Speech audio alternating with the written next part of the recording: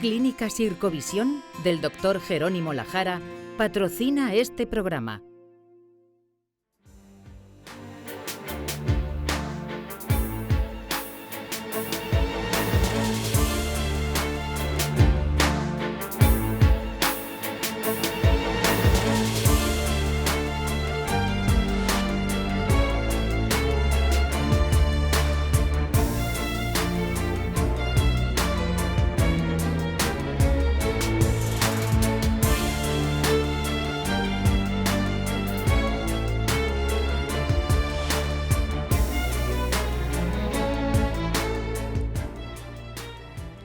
Bienvenido a La Salud en tus manos, un programa que hacemos aquí en Popular Televisión y que también emiten nuestros amigos del grupo Cadena Media.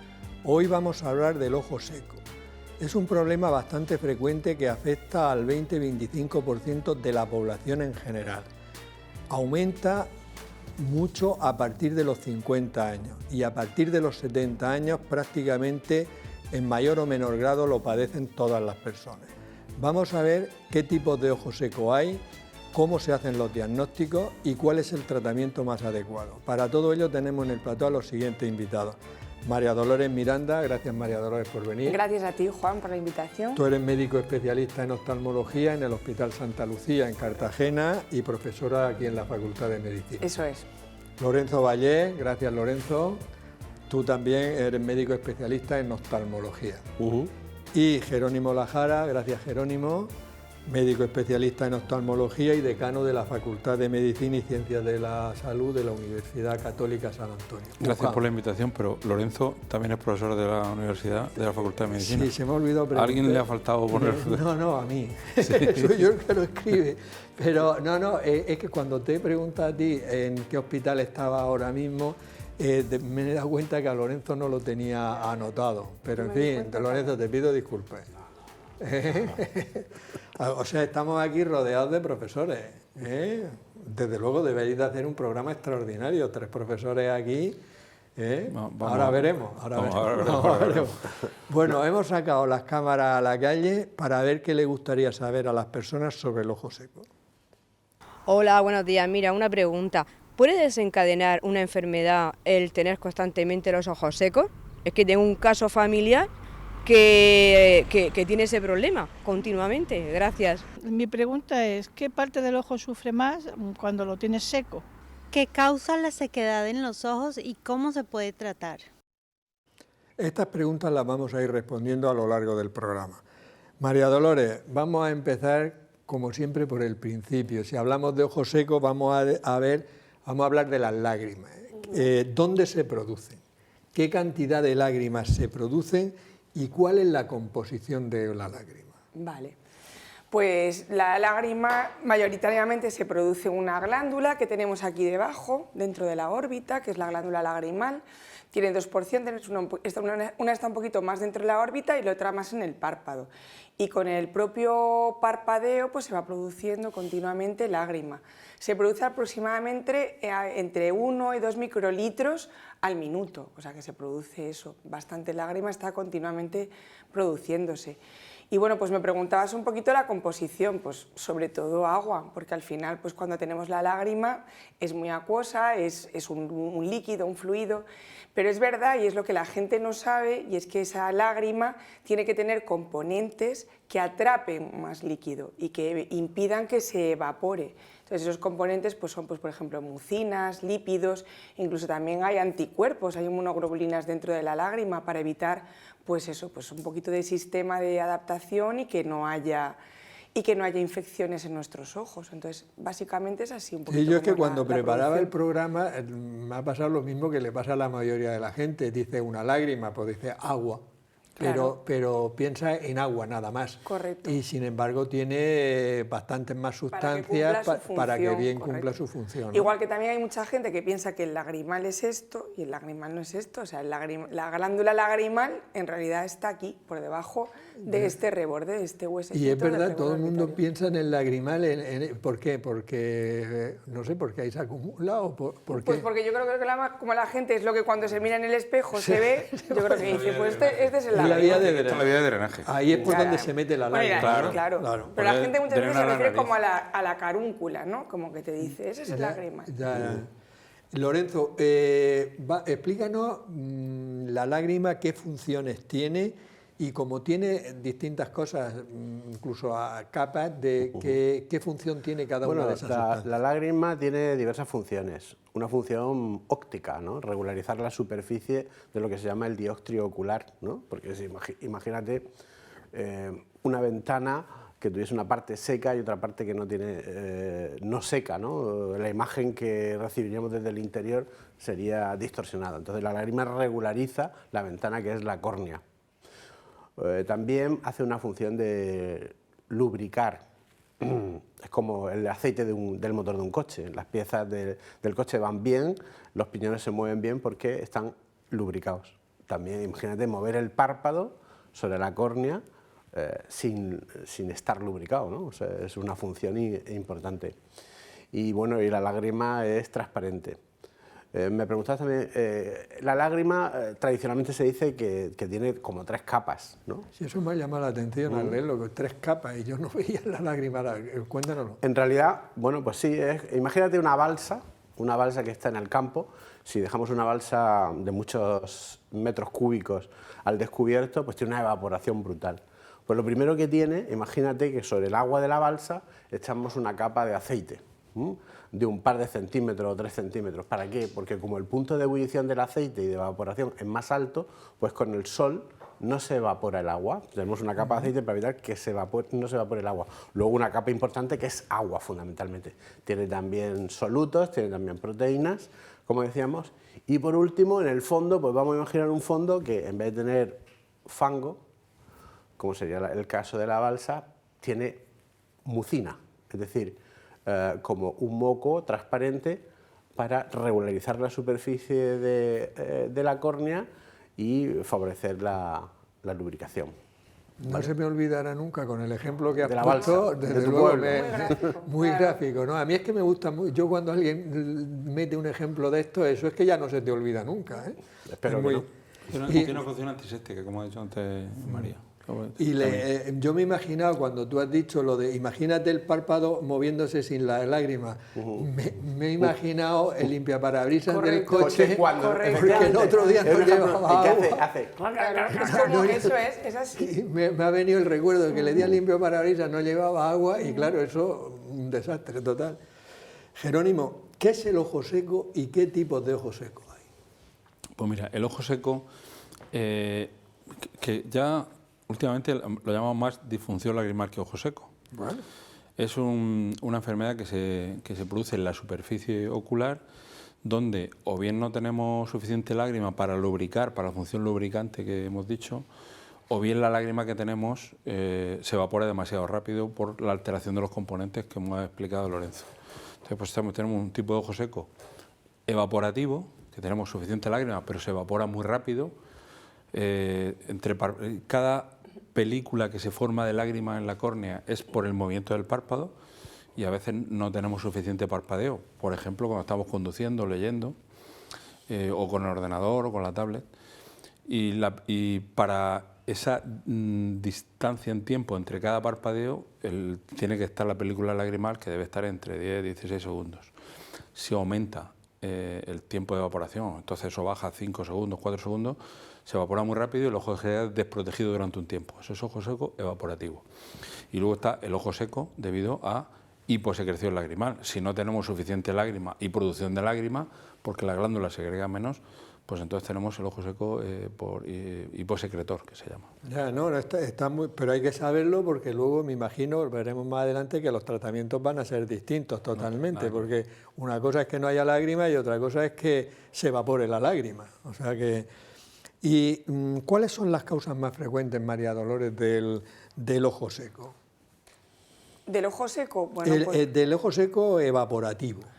Hombre, pues del evaporativo, pues ahí entran un poco factores tanto intrínsecos del propio paciente como pueden ser factores extrínsecos. Pues es verdad que hay eso, pues hay muchas enfermedades que están asociadas, hay una que está muy frecuentemente asociada, que es la disfunción de las glándulas de meibomio, que es como una alteración en la cual unas pequeñas glándulas que son muy famosas, las glándulas de meibomio que están en el párpado, se obstruyen y no pueden producir la lágrima pues de una manera adecuada. Después que haya alteraciones en la propia función del parpadeo, pues eso, pues personas que tienen malposiciones palpebrales, que tienen, por ejemplo, una dermatocalasia muy grande e impide que el parpadeo sea correcto y sea fluido, pues incluso fármacos que están tomando los pacientes, pues la terapia hormonal sustitutiva, el Roacutan, muchos fármacos antidepresivos, todo eso ya entraría un poquito en los factores más extrínsecos de la enfermedad, más intrínsecos. Y ya pues como extrínsecos, pues personas que utilizan lentillas de contacto, personas que están afectadas de enfermedades de la superficie ocular, como puede ser eso, pues, o que hayas tenido una úlcera corneal, todo eso va a dañar la película lagrimal, va a dañar el ojo y va a producir pues que se tenga un ojo seco de una manera un poquito más crónica. ¿Y al ojo seco este evaporativo se le llama también seroftalmia? ¿O no tiene? La seroftalmia más bien es como lo que es el propio síndrome del ojo seco. El propio síndrome del ojo seco. Es en general. Voy a contar una anécdota al respecto. A ver. Porque hoy me ha venido a la consulta una paciente diciéndome que tenía que había una normativa que decía que la comunidad autónoma tenía que pagarle las gafas por el uso de pantallas, que las pantallas le podían provocar un problema. Y yo le he dicho, mira, no, la pantalla no provoca un problema, la pantalla del ordenador, lo que pasa es que cuando estás fijando, parpadeas menos y el problema te lo produce el uso de la pantalla, pero la pantalla no es el problema. El problema es que tú parpadeas menos. Entonces, y eso provoca, como parpadeas menos, que aumente la evaporación de la lágrima y se te produzca un ojo seco evaporativo por un factor extrínseco que es el uso de pantallas, por ejemplo. Pero digamos que el parpadeo normal, a mí, por ejemplo, mucha gente me dice, es que tú parpadeas, y una vez tú me lo dijiste, sí, parpadeas mucho. Claro, Mi padre parpadeaba mucho. Porque tú compensas tu ojo seco con eso. Vaya por Dios, ya. Tú, evaporativo. Parpadeas más Venga ya. porque necesitas parpadear más. O sea, acaba de decir que a cierta edad, tú eres joven todavía. No, joven, no, yo cumplo 70 en noviembre. Entonces ya tú mismo acabas de decir que la edad es un factor. Madre mía, riesgo. qué desastre. Si lo sé, no te pregunto. Vamos a ver, Lorenzo, las causas del ojo seco hiposecretor, ¿cuáles son? Bueno, las causas generalmente las más frecuentes son de tipo inmunológico, lo que se llama la enfermedad de Sjögren, que se escribe muy raro, sí, con una diéresis y una J. Pues esta enfermedad pues, es una enfermedad inmune que afecta a las glándulas que producen la lágrima, ¿no? De forma más o menos selectiva. Digo más o menos selectiva porque también afectan a la boca y pueden producir una boca seca y un ojo seco. Pues esa sería la causa más frecuente, ¿no? De tipo inmunológico. Eso que cuando hacen que no se produzcan lágrimas, ¿no? Exactamente. El síndrome de Sjögren, eso, cada uno lo llama como... De una forma, lo pronuncia de una forma. No pronuncia de una Hay forma. unos fármacos también tóxicos para la glándula lagrimal. Algunas quimioterapias también pueden producir... Pero digamos, el prototipo es la enfermedad de Sjögren. ¿Y cuáles serían los síntomas principales del ojo seco? Lo que notaría, yo no noto nada, no te metas conmigo que... Es que los síntomas son desde el leve, moderado o grave, ¿no? Bueno, empecemos con los leves. El leve, que es tu caso, el mío, en muchos casos. El leve, pues se nota cierto picor, que es sensación de lo que es, parece que me pica el ojo. Cuando estoy viendo la televisión a mitad de película me empieza a picar mucho el ojo. A veces lagrimeo, reactivo. Dice, hay muchos pacientes que te vienen, es que me llora el ojo cuando estoy fijando y eso es un lagrimeo reactivo. El ojo tiene poca protección porque se evapora mucho la lágrima y entonces se produce mucha producción de lágrima como reacciona a eso. Entonces, sobre todo picor, lagrimeo reactivo y luego ya cuando los síntomas son más graves, pues ya estamos en la escala de no poder tener los ojos abiertos, tener que estar con lágrimas cada 5 minutos y ya los casos graves incluso pueden llegar a situaciones de, como una pregunta que ha hecho esta señora, si puede producir enfermedades graves en la córnea. Pues se puede producir erosiones corneales graves, úlceras, infecciones, opacidades corneales. Pero digamos que la mayoría de las personas de 70 años que entra dentro, podríamos decir, casi de la fisiología normal de las personas de los 70 años. Sí, pero fíjate, yo creo que es una de las causas más frecuentes de consulta hoy día en oftalmología, por no decir más de la mitad. Ya, claro, pero eso, claro, si es que a partir de los 70 lo tiene casi el 100%, desde luego debe ser casi una causa. Más que la pérdida de visión, claro. Y además que es una enfermedad bastante infradiagnosticada. Entonces. Hay pacientes que vienen a la consulta por disminución de visión, que le trates el ojo seco y ven mejor. Porque en el momento lo que habéis dicho de la claro, homogeneización que ha dicho Lorenzo. Que muchas veces antes de decidir una operación, primero hago un tratamiento del ojo seco, a veces. Muy bien. En nuestra sección Palabras de Médico, nuestro profesor de latín y griego Juan Carlos Ferre y nuestra experta en traducción Mariluz Soler nos van a decir el origen de varias palabras relacionadas con el ojo seco. Muy buenas, en el programa de hoy vamos a hablar del ojo seco, del párpado, así que presten mucha atención a esta sección. Muy bien, empezamos por la palabra párpado. Deriva del latín vulgar palpebrum, que luego derivará a pálpebra. Y este término es el que evoluciona hasta nuestro actual párpado. Sin embargo, hacía referencia en principio al párpado superior y a las pestañas, porque para el párpado inferior tenía cilium, que es lo que luego da ceja. Pero nosotros le hemos dado la vuelta a la tortilla y utilizamos la palabra ceja para la parte superior y párpado para el resto de la membrana que cubre el ojo, que además actúa como los limpiaparabrisas de un coche. Exactamente igual que en el limpiaparabrisas no puede faltar el líquido, tampoco en nuestro ojo. Para esto tenemos la palabra lágrima, que deriva del latín lacrimam, del que también tenemos otros derivados como lacrimoso. Y en griego existe una palabra también para lágrima que es dácruma, que solo se utiliza en tecnicismos médicos como dagriorrea. Reo es fluir, pues sería un fluido excesivo de lágrima en el ojo. Para las enfermedades de los ojos vamos al especialista, que es el oftalmólogo, porque oftalmos en griego es ojo. Oftalmos en griego, pero en latín es oculum, es la palabra que utilizamos para el ojo, por eso podemos ir también a un oculista. Palabras de médicos. Bueno, ya sabemos un poco más sobre el origen de estas palabras. María Dolores, vamos a imaginarnos que una persona se notara alguno de estos síntomas. ¿Qué ha dicho Jerónimo? Bueno, pues que lagrimea además o que tiene cierto picor y tal.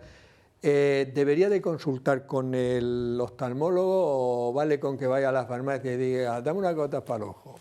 Hombre, siempre hay que visitar al oftalmólogo. Cuando tú tienes un síntoma, o sea, al final tienes que acudir, porque es verdad que pues, un poquito así de remedio, pues si empiezas con una irritación o que empiezas con un poquito de sensación de cuerpo extraño, un poquito de alteración como de picorcillo, pues te puedes poner igual en primer lugar una lágrima, pero al final nosotros somos los que vamos a recomendar que muchas veces no solamente es ponerte la lágrima, es que va a ser igual esa lágrima, pero igual también tienes una disfunción en las glándulas de meibomio y tienes que aplicar una toallita, o el síndrome de ojo seco que tienes es un poco más severo, en lugar de utilizar una lágrima a una concentración específica tienes que utilizar a otra, o una lágrima en formato gel, o en formato un poquito más ligero.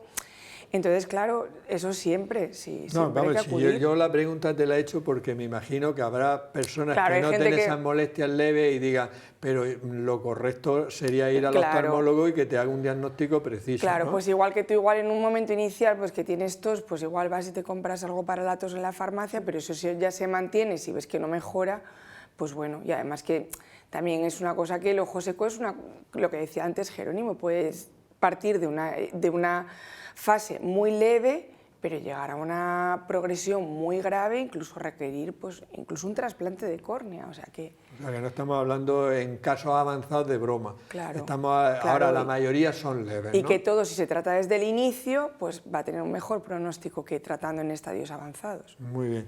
Lorenzo, vamos a imaginar que una persona nota estos síntomas que hemos dicho, que si el lagrimeo, que si el picor y tal, y hace lo correcto, que es ir al oftalmólogo.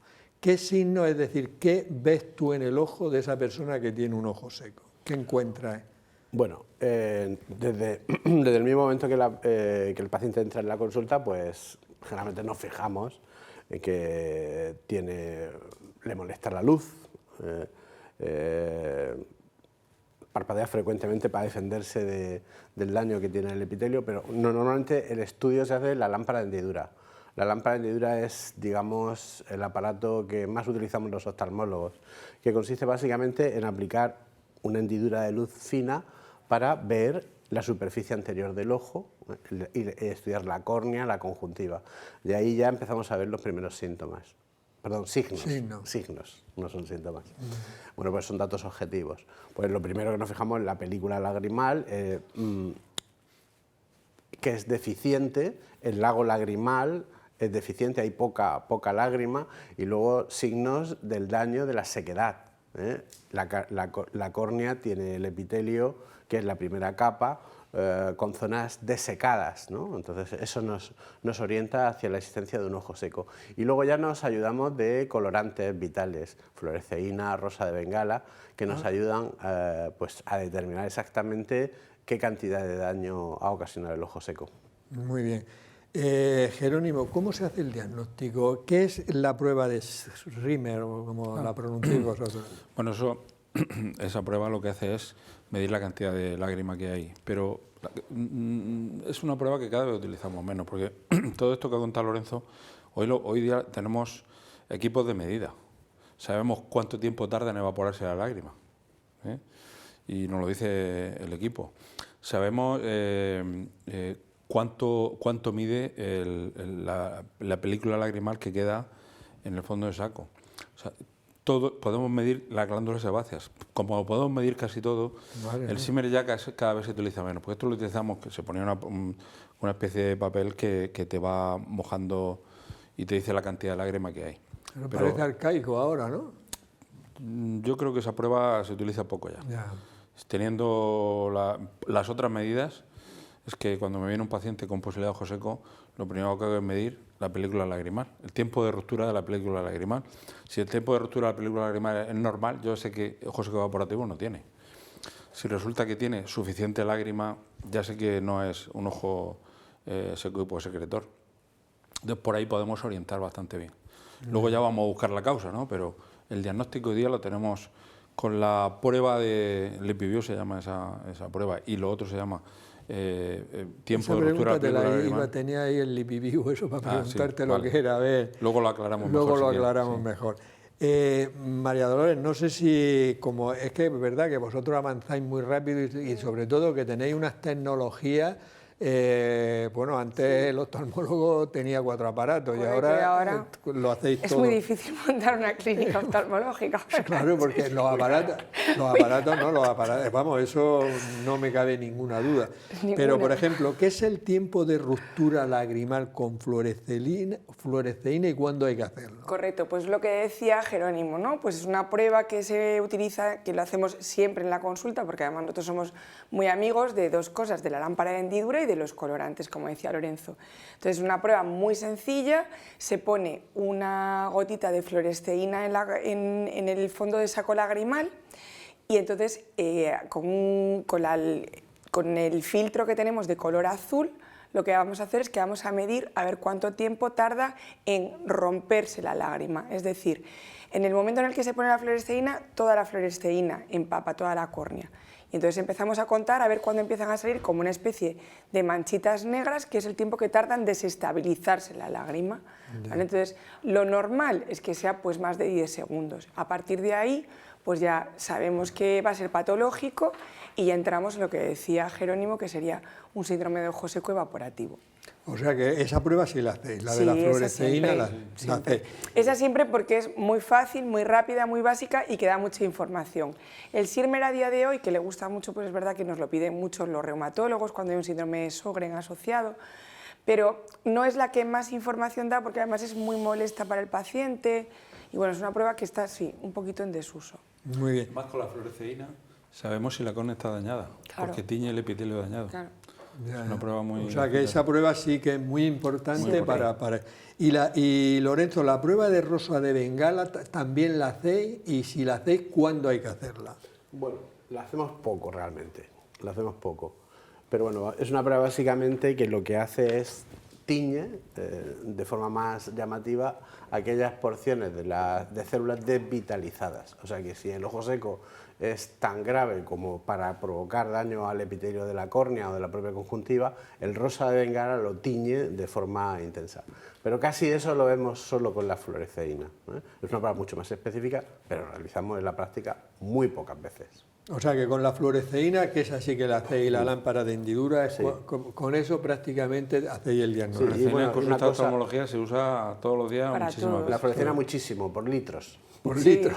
Aunque solo se pone una gota, gastamos muchas gotas. Porque hacéis... Sí, porque hacemos muchas. Pero con todas estas pruebas, Jerónimo, que hemos citado, ¿vosotros podéis diagnosticar el 100% del ojo seco o se escapan algunos casos? Ya sé que en la medicina el 100% no deberíamos Hombre, de... se puede escapar un ojo seco en su inicio leve, pero un ojo seco instaurado no se escapa. No se escapa. O sea que cuando el diagnóstico lo podéis hacer prácticamente... Hombre, se escapa si viene enmascarado con otras cosas. Imagínate que viene un paciente que viene, que tiene un glaucoma, que está tratado con 20 colirios de glaucoma. Hombre, ahí ya a veces no sabe si es que tiene ojos secos, que el glaucoma le está provocando trastornos en la superficie, ¿no? Ya. Pero un paciente que no tiene otra cosa, que viene con síntomas y que se le estudia, lo sabemos perfectamente. Si es un ojo seco del tipo... digo, no. Sí, pero que en la medicina también siempre hay casos complejos, por ejemplo, eso que estás diciendo, una persona que tenga un glaucoma, que está con sus colirios, que tal, y no sabe si es el ojo seco, el mismo colirio que utiliza para el glaucoma, el que produce esa alteración Son en casos el epitelio. complejos. Pero Sí. son casos Te complejos. puedes equivocar en casos complejos, pero en casos de inicio solo no, es difícil. Y es posible que algunos síntomas del polo anterior, del segmento anterior del ojo, y esto un poco hablar de ciencia ficción, que no nos encajan en nada. El paciente tiene molestias sin saber por qué, ¿no? Todo es normal y hay alguna normalidad porque el paciente no se queja porque sí. Probablemente en un futuro que sepamos más sobre la fisiología del ojo, entren dentro de un grupo de ojo seco o de disfunción lagrimal. Vale. Ese es mi punto de vista. No, lleva razón. Yo me acuerdo cuando empecé en el año 87, cuando empecé de residente, que salió una lágrima, se llama Liquifil, que nos pusieron como una novedad, una lágrima que vendían. El ojo seco lo teníamos como una cosa, pues, que era, pues sí, hay una enfermedad que se llama ojo seco y ha pasado de ser una cosa anecdótica a ser casi una especialidad. Dentro de la oftalmología hay personas que se dedican a superficie ocular, a tratamiento de ojo seco. Y lo que avanza las tecnologías, que es lo que tú dices, que antes era, el tratamiento era un colirio y ahora hay hasta láseres. Ahora veremos todos los tratamientos que hay, pero realmente... Sí, yo cuando hablamos me acuerdo en el programa anterior que hicimos, digo, oye, un programa que podemos hacer, y creo que tú dijiste, vamos a hablar del ojo seco. Digo, pero el ojo seco parecía que era poca cosa. Y dice, no, si podemos estar un día hablando de... Sí.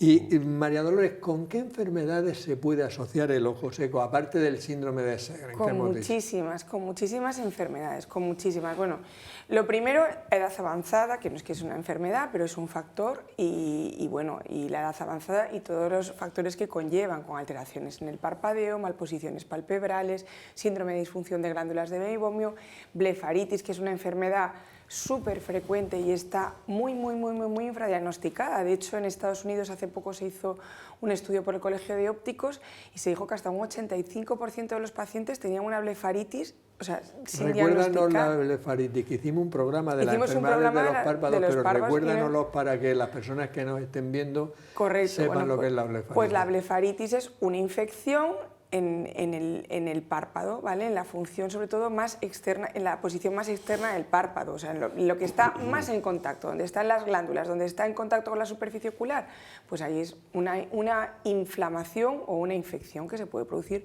pues por varias causas. Entonces, la blefaritis, en concreto el síndrome de disfunción de glándulas de meibomio, está muy asociado al síndrome de ojo seco. Pero luego también hay muchísimas enfermedades como decías tú, pues el Sjögren, pero es que además enfermedades reumatológicas como la artritis reumatoide, el lupus eritematoso sistémico, los tiroideos, que sabes que eso lo llevamos ahí en común, pues muchas veces el diagnóstico hoy, o sea, con lo que más frecuentemente te vienen a ti a la consulta y te pueden decir y puedes sospechar que ese tiroideo puede tener una orbitopatía tiroidea, probablemente sea porque te dicen que tienen que le pican los ojos, arenilla. arenilla, incluso gente que te dice que siente los ojos. Eso es como muy frecuente del tiroideo, que te diga eso. Luego, fármacos, muchísimos. Los quimioterápicos, las terapias biológicas se están viendo ahora que producen muchísima blefaritis y muchísimo síndrome de ojo seco. Cada vez hay más terapia biológica con anticuerpos monoclonales que están produciendo enfermedad de ojo seco. O sea, es que hay muchísimas. Y luego una mala alimentación. Ya. Al final un déficit de omega 3 también puede, un déficit de vitaminas, sobre todo de vitamina A, pues puede Pero producir. cuando veis, por ejemplo, una persona, claro, es que tú abres un campo grandísimo, porque tú dices ojo seco, pero entonces habría que, en la historia clínica, por ejemplo, Claro. es vital descartar que Claro. esta persona no tenga otra enfermedad, que lleve otros tratamientos, Claro. que esté tomando fármacos, Claro. o sea, que no... No lo digo porque a veces cuando una persona dice ojo seco y parece que has dicho lo que decíais vosotros antes, casi nada, pero luego realmente buscando la causa, porque Claro. oye, si la causa es un fármaco, a lo mejor retirando el fármaco se solventa gran parte de eso, ¿no? Pues claro, pues por ejemplo, sí, nosotros por ejemplo, nosotros de hecho en la unidad en Santa Lucía, por ejemplo, tenemos una colaboración muy estrecha con los dermatólogos y muchos de los monoclonales que están poniendo de terapias biológicas nos las mandan a nosotros, incluso hay alguno que se ha tenido que suspender el tratamiento por las queratitis tan exageradas que tenía. produce. Lorenzo, vamos a hablar del tratamiento y háblame de las lágrimas artificiales. ¿Son todas las lágrimas artificiales iguales o no? Hay distintas. No, y además hay mucho empeño en las casas comerciales en diferenciarlas, ¿no? Bueno, pues un poco lo que decíamos antes. La clasificación antigua esta del ojo seco, del ojo seco, de la lágrima en tres capas, bueno, pues digamos que se han diseñado diversos prototipos de lágrimas que lo que intentan es suplir aquella parte teórica de la lágrima que está más alterada. Esto es la teoría. Lo que pasa es que esto no es tan fácil. Esto es un poco, y lo vas a entender muy bien, como los champús, que cuando vas al supermercado tiene diversos tipos de champú para pelo seco, para pelo no seco, en fin. Está muy bien la teoría, la práctica no es tan fácil, ¿no? Pero básicamente tendríamos un grupo de lágrimas en donde lo que ponemos es fundamentalmente cloruro sódico. Estas son poco frecuentes. Las más frecuentes, las reinas de las lágrimas, son las que utilizan ácido hialurónico a diversas concentraciones, ¿de acuerdo? Y hay otras lágrimas pues, que tienen componentes de tipo graso para evitar la evaporación, ¿eh? Pero las reinas de las lágrimas son las del ácido hialurónico. Ya, pero ¿sois capaces de estudiar lo de la balsa que tú nos has explicado, el aceite, el agua y luego el moco? ¿Sois capaces de en la lágrima de diferenciar artificiales esas capas o no? ¿En la lágrima artificial? No. No. No, en la lágrima artificial tú la vas a poner, pero claro, es verdad que muchas veces, a mí me encanta probar las lágrimas artificiales, yo lo pruebo todo. Las Pero lágrimas probarlas es que te las pones en la mano. Entonces te la pones en la mano y es verdad que hay muchas que notas, y bueno, en la mano y luego en el ojo, pero muchas te las pones en la mano, pues hay alguna que es como una textura más gelatinosa, otras son más acuosas, otras es verdad que es como un poco así, como un poco moquillo. Entonces sí que es verdad que eso sí que, además al final una buena lágrima debería de tener y suplir las tres películas lágrimas, o sea, la hidratación, la mucosidad, la evaporación, y el ácido hialurónico que se utiliza, por ejemplo, en infiltraciones, Sí, rodilla claro. y todo eso, también, o sea, las lágrimas muchas de ellas llevan ácido hialurónico. Claro, es que es de La las mayor parte, moléculas el más componente principal. El componente principal casi siempre. Porque es de las moléculas más hidratantes que existen, además que el ácido hialurónico, según la composición molecular que tiene, además de hidratar, es que atrae moléculas de agua. Entonces, según cómo sea la reticulación, eso es el fundamento del ácido hialurónico, es que en su reticulación atraiga agua. Y la El atrapa. problema de las lágrimas es que hay tantas, y como no es un medicamento, lo puede vender cualquiera, que tú puedes comprar lágrimas en una óptica, en un supermercado, en una farmacia. Claro, es que en el En el supermercado también puedes comprar lágrimas. Se puede hombre, vender una cadena muy grande de supermercados de España vende lágrimas artificiales. Claro. ¿Qué pasa? Que no todas las lágrimas son iguales, nada que ver. No llevan la misma composición de hialurónico, no llevan el mismo componente que evita la evaporación de la lágrima. otras ni lo llevan siquiera, ese luego, componente. Otras llevan también un componente que se llama estoína, que es antiinflamatorio, porque el ojo seco también provoca inflamación de la conjuntiva. Al final te produce una conjuntivitis irritativa el ojo seco. Hay un círculo Entonces, vicioso del todo ojo eso seco. hace que la automedicación sea tan brutal que Pero no está regulado. yo creo que, quiero decir que estamos hablando de una enfermedad, el ojo seco, que hemos visto que obedece a distintas causas, y creo que, y luego lo que estáis explicando vosotros, que está tan distinto las lágrimas de uno de otro, que en algún paciente le podrá ir, luego veremos, un tipo de lágrima con más hialurónico, con más no sé qué, con más Te antiinflamatorio. voy a poner un ejemplo gráfico tremendo, que había una lágrima, entre comillas, que se vendía muchísimo, no voy a decir el nombre comercial, pero que ibas a la farmacia y te lo vendían, y yo cuando veía la composición, de, mire usted qué lágrimas me han vendido, digo, a usted le han vendido manzanilla a precio de oro. Sí. Lo que pasa es que no ponían el manzanilla, evidentemente, ponían camomila, pero le estaban vendiendo manzanilla a precio de oro. Entonces, el tema de las lágrimas, como no está regulado como medicamento, además es un precio libre, pues está desde la lágrima que se vende bien y tal con receta, hasta la lágrima que es el timo de la estampita. Entonces, yo siempre recomiendo, oye, hay que dejarse aconsejar con el tema de la lágrima. No podéis decir, me compro la lágrima que yo quiero, porque lo mismo ni es lágrima. Que no estamos hablando de lágrima, estamos hablando de lágrima artificial. Quiero decir que el tema yo lo considero lo suficientemente importante como para resaltarlo mucho, que la gente no vaya y se compre una lágrima, que lo ve un oftalmólogo y le diga qué lágrima necesita. Claro. En ese caso Incluso concreto, hay gente ¿no? que se pone suero fisiológico pensando que eso es una lágrima, y lo que estás haciendo es resecar todavía más el ojo, porque tú al final... el sodio atrae. Claro, agua. y además que es como la piel, si tu piel, si te lavas, que al final es agua, estás desecando cada vez más la piel. Entonces, al final, lo de las lágrimas es como las cremas. O sea, cada uno tiene una crema que le va mejor. A ti te irá mejor una crema que tenga pues más glicerina o menos glicerina.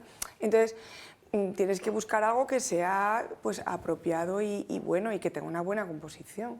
Bueno, y hay una cosa, es que hemos dado un salto, nos hemos tirado rápidamente a la piscina de las lágrimas.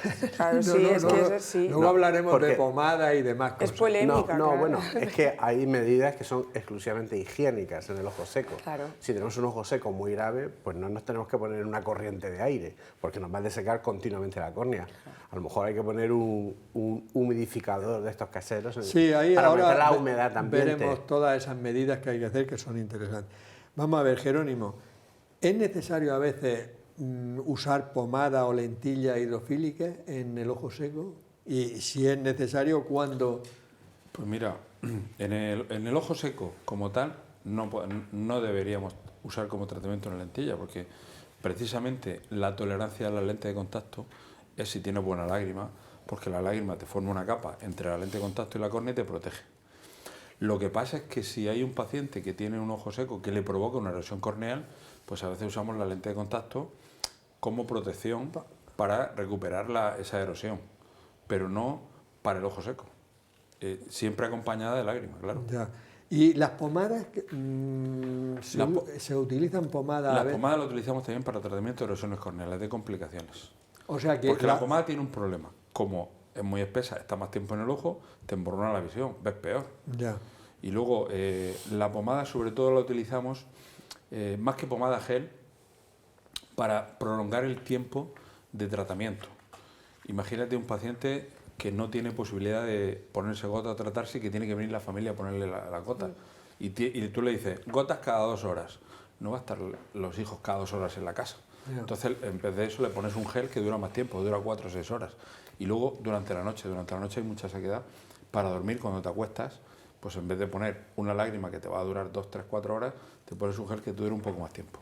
Vale. Y gente que duerme también con los párpados abiertos, porque por una mal posición palpebral también puedes estar durmiendo con el ojo abierto, o un tiroideo. Sí, el exoftalmo no que cierra, no cierra bien el ojo. Entonces, claro, en ese caso siempre pomada. Muy bien. María Dolores, consejos de vida a las personas con ojo seco. Bueno, pues hábito saludable de vida, lo primero. Aunque no lo creamos, para el ojo seco yo es que es creo que fundamental. la gente no se termina de creer esto, porque si no... Para muestra un botón, porque vamos, yo a ti que te veo tan saludable y cada vez mejor, o sea que... Sí, muchas gracias. Hábitos saludables, o sea, Desde luego que no fumar, porque vamos, fumar es un agravante muy severo para el ojo seco, llevar una adecuada alimentación, con eso, pues con una alimentación rica en omega 3, en vitaminas, minerales específicos, pues por ejemplo como puede ser selenio, magnesio, van fenomenal para el ojo seco, dormir adecuadamente, porque claro, si no duermes bien, tus ojos no han estado cerrados el suficientemente tiempo, no han tenido el descanso y eso también puede motivar alteraciones en el parpadeo y ojo seco. Gafas de sol, siempre que salga a la calle, que eso lo dice siempre Jerónimo y es verdad, siempre hay que salir con gafas de sol. Y luego, aunque bueno, los días estén nublados, ¿eh? Aunque los días estén nublados. Porque los rayos ultravioleta pasan igual las nubes, o sea que es que mucha gente piensa, bueno, hoy está nublado, no me las pongo, no, que hay que ponérselas siempre. Claro, correcto. Y luego ya en el tema de siendo mujer en el sector femenino, pues hombre, limpieza ocular siempre, o sea, desmaquillarse bien, tanto por la noche, limpiarse bien los ojos por la mañana, utilizar contornos de ojos que sean adecuados, que hay mucha gente que ahora tiene como mucha moda por determinados fármacos que llevan ácidos que pueden ser agravantes para el ojo, como puede ser el ácido retinol y el ácido glicólico, que se emplea muchísimo en contornos de ojos. Entonces todo eso hay que utilizarlo con mucho cuidado y que no entren dentro del ojo, porque yo tengo últimamente muchísimas consultas de pacientes de ojo seco por culpa de tratamiento de contornos de ojos con retinol. Y luego ya las pantallas. Claro, el retinol es que reseca una brutalidad. Reseca muchísimo, claro. Entonces nos lo ponemos muchas mujeres para tratar las arruguitas perioculares, pero claro, a nada que te lo pones un poquito más cerca de la superficie ocular, estás echando ahí una bomba de relojería para la superficie ocular. Gente que, pues, rímeles de pestañas que utilizan con prostaglandinas. Yo estoy viendo eso, que con el boom todo este de la cosmética, del rejuvenecimiento de la mirada y tal, hay muchos fármacos y muchos productos que se están utilizando que producen ojo seco y que están dañando mucho la superficie. Y luego ya el tema de las pantallas, que bueno, eso claro, eso es uno de los principales factores. Pero de las pantallas, por ejemplo, un día hablando sobre la miopía, creo, a la acomodación del ojo y tal, por ejemplo, creo que Jerónimo comentó que cada 20 minutos... Sí, hay una regla, la regla 20-20-20, claro. 20 minutos debe... 20 minutos de trabajo. 20 segundos mirar... 20 minutos mirando, claro, correcto, 20... ¿Pero con eso es suficiente o habría que hacerlo? Porque la pantalla, lo habéis explicado vosotros, se parpadea menos. Es que con la pantalla parpadeas menos, entonces sobre todo eso, según la posición en la que estés utilizando la pantalla, si la tienes muy alta, si la tienes aquí, es que prácticamente no estás parpadeando. Si la tienes a un ángulo un poquito más también como... Parpadeas mejor, ¿no? Parpadeas mejor porque el ojo está más para abajo, o sea, la posición del eje visual está más para abajo, cae más el párpado, entonces parpadeas más. Entonces, bueno, claro, pero el abuso de pantallas... ¿Pero qué es el abuso? Porque pues hoy en día como al final eso, pues todos estamos viviendo pendientes de un móvil que estamos continuamente mirando y muchas veces parpadeamos menos, entonces se limita mucho. Y otra cosa... Juan, perdón que te interrumpa, el tema del abuso. El ser humano, cuando empezó, no utilizaba la visión cercana prácticamente, utilizaba la visión lejana porque tenía que cazar, salir, la visión cercana se utilizaba muy poco.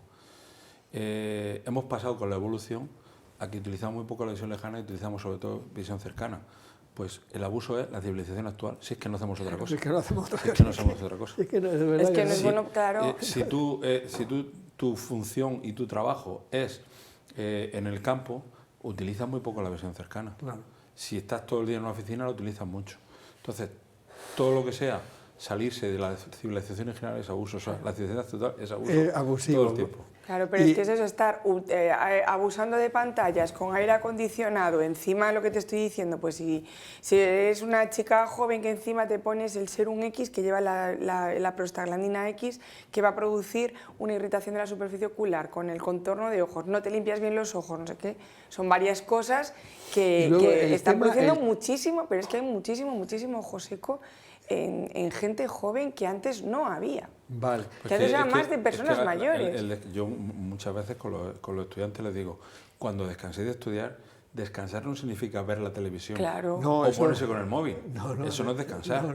Eso es seguir trabajando con el ojo. Ya. Tanto con la disminución del parpadeo para el ojo seco como en el tema de la miopía. Entonces, Descansar significa mirar de lejos. Yo he de decir que me acuerdo de lo de la regla de los 20 y a lo mejor en el ordenador cuando estoy preparando esto, otras cosas, pero si estoy leyendo en la pantalla, a los 20 minutos, pueden ser 22, pero quiero decir, sí paro y miro más de 20 segundos. ¿Aguantas 20 minutos delante de la pantalla? Tú eres una máquina. Yo ya no aguanto tanto tiempo. Yo me pongo la bici, estoy una hora dándole a la bici y estoy leyendo y aguanto una hora entera, sí. Y otro tema que es el tema del aire caliente. Había hablado de humidificar. Yo es que he llegado, no sé si a leer o alguna vez habéis comentado vosotros, por ejemplo, cuando te seca el pelo, sobre todo la mujer que tiene más pelo y tal, con el aire caliente y tal, deberías cerrar los ojos porque eso reseca mucho los ojos, ¿no? Hombre, si te pegas el chorro de la Mira, sería la cuestión perfecta. Pero si te quieres peinar el flequillo no te ves bien. Hay una cosa que es muy interesante. No, es que... En verano la gente se pone delante del ventilador. Eso reseca el ojo una barbaridad. El ventilador hay que ponérselo por detrás y no se te va a resecar el ojo. Sí, pero ya. Claro, entonces, el aire acondicionado.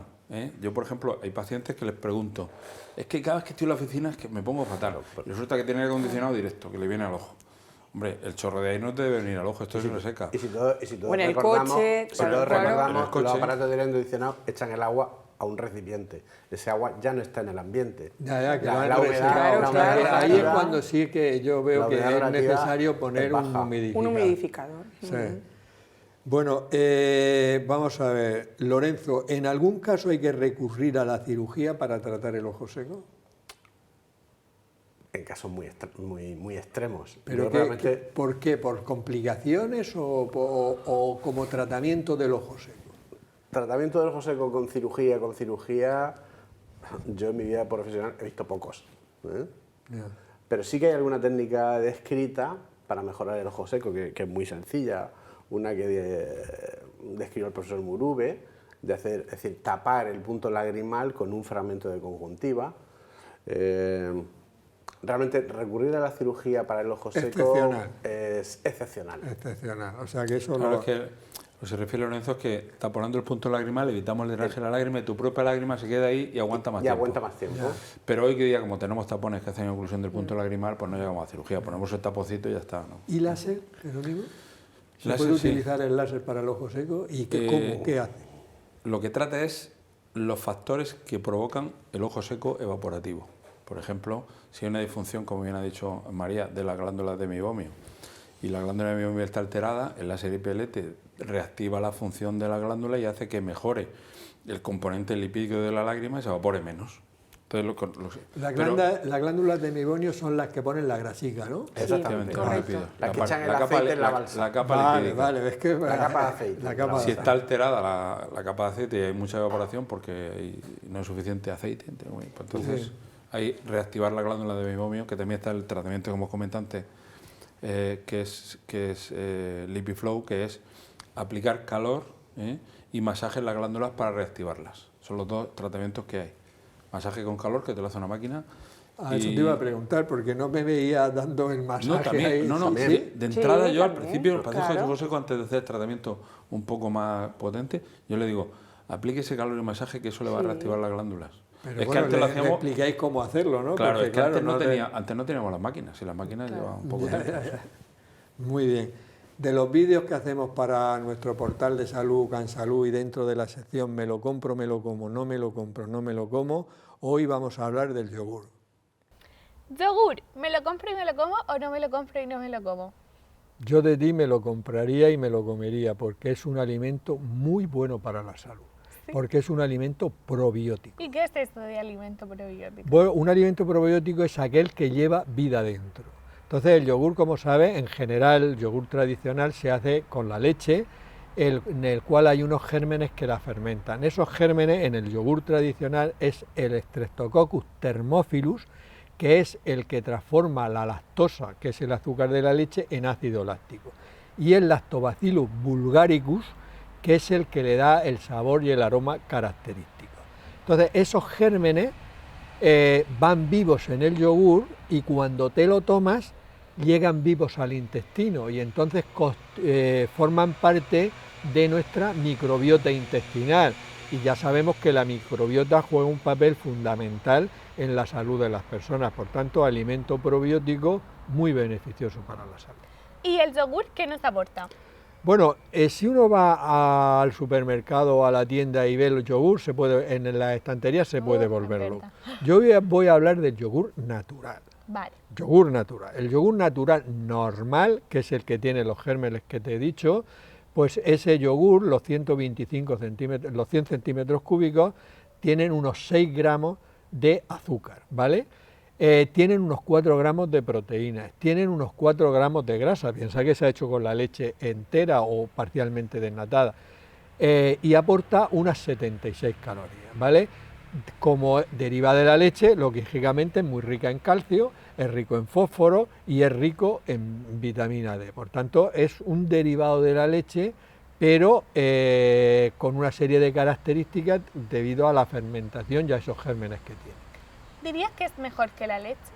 Vamos a ver, nutricionalmente es un poquito mejor que la leche. ¿Por qué? Primero porque lleva gérmenes vivos que no lleva la leche, ¿vale? Y que lleguen al intestino en vivos también. Pero luego es que tiene menos azúcar, porque parte de la lactosa, que es el azúcar de la leche, se ha transformado en ácido láctico. Pero es que además las proteínas, en ese proceso de fermentación, se han ido degradando, con lo cual su absorción es más fácil, con lo cual nutricionalmente podemos decir que es un poco mejor que la leche, bastante mejor que la leche, y decir que 2 yogur, cada uno tiene 125 centímetros cúbicos, 2 yogur es el equivalente a un vaso de leche. Estupendo. ¿Un resumen? Bueno, pues es un alimento que yo he hablado del yogur natural, pues también lo podemos comprar desnatado, pero no natural, desnatado, le quitamos la grasa, pero los hay naturales con edulcorantes que ya no son tan buenos porque le hemos añadido un edulcorante y se está estudiando mucho el papel de los edulcorantes sobre la flora intestinal. Y luego mucha gente va y compra leches fermentadas. ¿Qué es eso? Vale, entonces el yogur realmente es una leche fermentada, porque está fermentada por los gérmenes que te he dicho. Hay otras leches se fermentan con otros gérmenes distintos, por ejemplo, el Bifidobacterium bifidus. Entonces dice efecto bifidus que anuncian en la tele, pues eso es porque es una leche fermentada con ese germen. También las hay leches fermentadas con el Lactobacillus acidophilus. Realmente son todos buenos. Lo que hay que ver son 2 cosas. Una, que no le hayan añadido azúcares, que ya el yogur lleva azúcar de por sí, exacto, que es la lactosa de la leche, aunque menos porque parte se ha fermentado, y que no le hayan añadido grasa, porque a veces para darle más palatabilidad le añaden grasa y encima son grasas saturadas que aumentan mucho el colesterol. Entonces, yogur, alimento extraordinariamente bueno, natural o natural desnatado. A partir de ahí, cada cosa que hacemos lo vamos empeorando. Vale. Incluso ahora hay yogur rico en proteínas. Vamos a ver, uno come pescado, come legumbres, toma huevo y ya toma las proteínas suficientes sin necesidad de tomarse un yogur enriquecido en proteínas, que además es mucho más caro.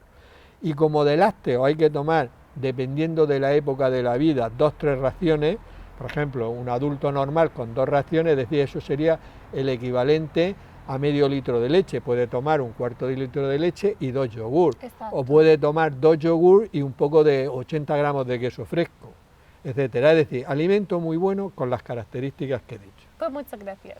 A ti siempre.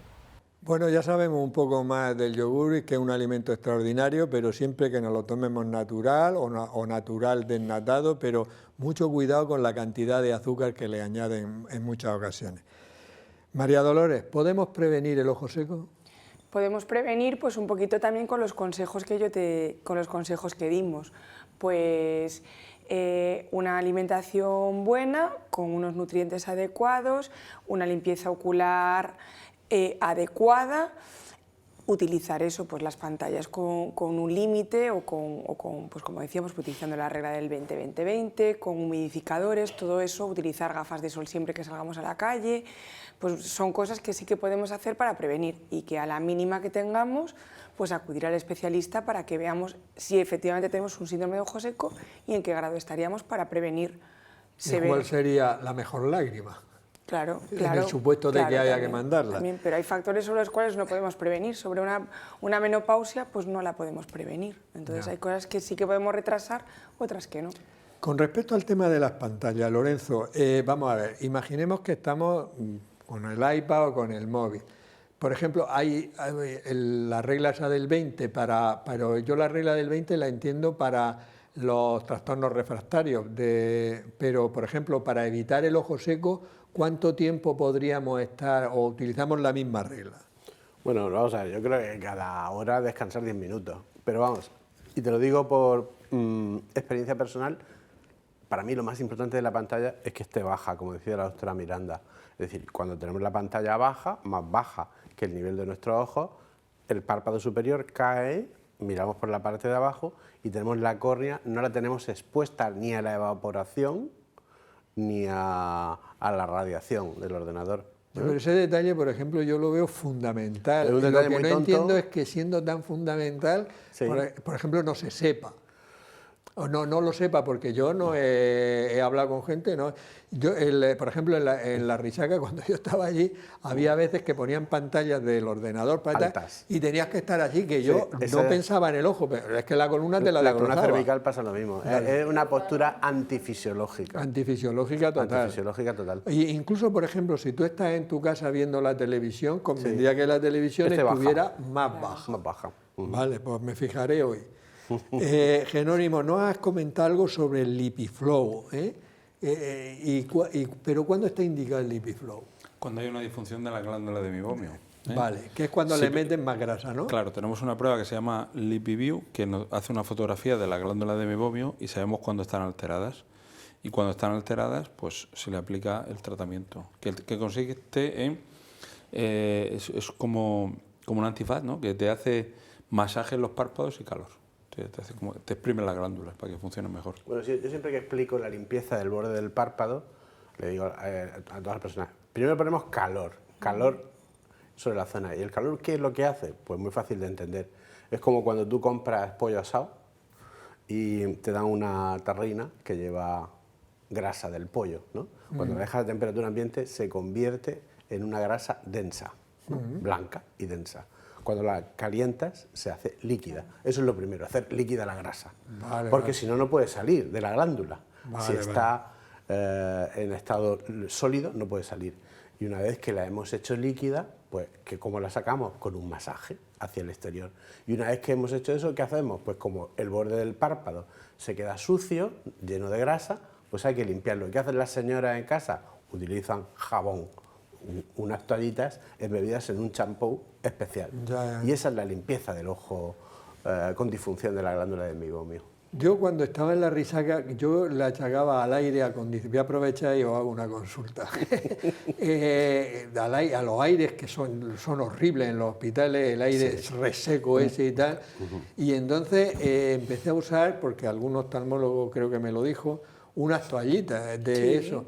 Y entonces yo ya cogí el hábito y entonces todas las mañanas me hago por encima del párpado, que debe ser como el masaje ese que tú dices, y luego me hago así y con la puntica de la esta, eso es bueno que lo haga, ¿no? Eso es bueno, pero casi mejor por la noche.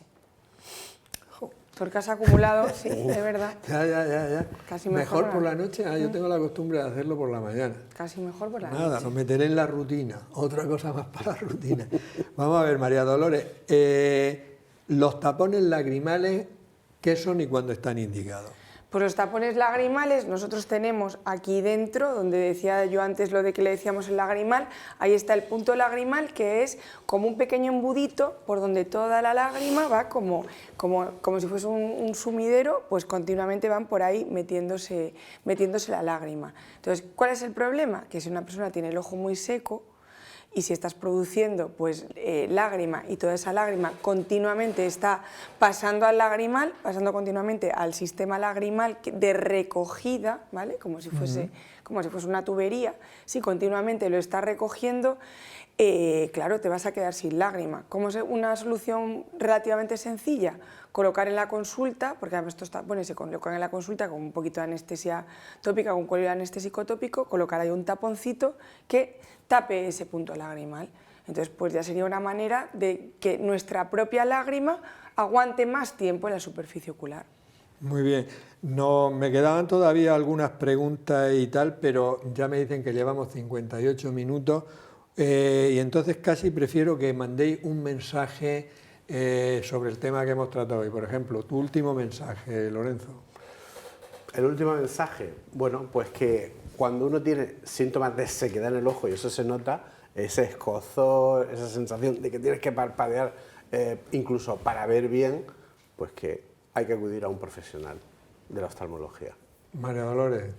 Pues que es verdad que estamos ante una enfermedad que es básicamente crónica, que el síndrome de ojo seco es una enfermedad crónica, pero es verdad que en manos de especialistas, pues como somos nosotros, pues podemos hacer cosas para que no llegue a curarse del todo, pero sí que se mejore, pues tratando la blefaritis, tratando las malposiciones palpebrales, con algún tipo de cirugía que se pueda hacer sobre esa malposición palpebral o un tratamiento adecuado de la blefaritis, sí que podemos llegar no a una curación, pero a una mejoría bastante buena e importante. Muy bien. ¿Y tu mensaje, Jerónimo? Mi mensaje es que todas las enfermedades tienen su importancia, depende de la gravedad, y que cualquier síntoma en el ojo, que se consulte, porque hay que tratarlo antes de que vaya a mayores. Muy bien. Bueno, a mí me ha parecido realmente, debe ser porque lo padezco según la edad, en grado leve, pero realmente me ha parecido un programa interesantísimo, sobre todo porque también había aportado ideas, si no de prevenirlo totalmente, pero sí de mejorarlo. Y luego el mensaje está claro, el mensaje lo habéis dicho vosotros. Una persona que tenga molestias en el ojo, que no se caliente la cabeza, que no empiece a comprarse lágrimas, que no empiece a pensar es que sería esto, sería lo otro, ¿no? Que vaya un profesional, que vaya un oftalmólogo, que le dé un diagnóstico concreto y un tratamiento adecuado, que es lo que realmente lo va a mejorar. Por mi parte, nada más, recordaros que en nuestro portal UCAN Salud podéis encontrar información sobre hábitos de vida saludables y prevención de muchas enfermedades. Despedirnos hasta la próxima semana en un nuevo programa de La Salud en tus manos. Que seáis muy felices.